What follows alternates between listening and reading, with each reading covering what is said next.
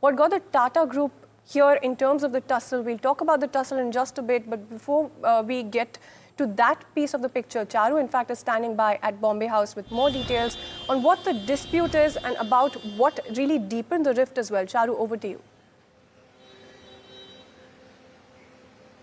So we are currently outside Bombay House in Fort area, where most of the major important meetings and governance decisions of Tata Group come about.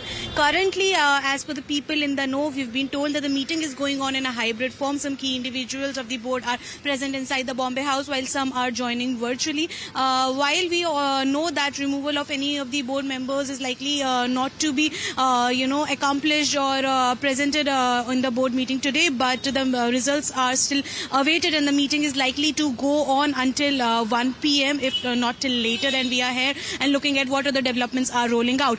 That said, to add some context and background to what the entire issue is about, we must understand that there are two Tata trusts which make the consolidated term Tata Trust. These are the Dorabji Trust and the Sir Ratan Tata Trust. They together hold over 60, that is 66% of stake in Tata Sons. Now Tata Sons in turn handles over 30 businesses of the Tata Group entities across sectors, that is consumers, durables, several other products as well, that is Air India and Tata Motors, TCS, etc., etc. Now, since most of the governance is taken care of by Tata Sons and Tata Sons governance is taken care of by Tata Trust in an indirect manner, there are issues about the decisions taken in the board of Tata Sons. What kind of decisions are being taken? Are they transparent or are they ambiguous? So there are two factions in the Tata Trust board, which are, the Noel Tata faction and the Meli Mystery faction. Both of them are having issues regarding how the decisions of Tata Sons board are taken and how the appointments to the board of Tata Sons are,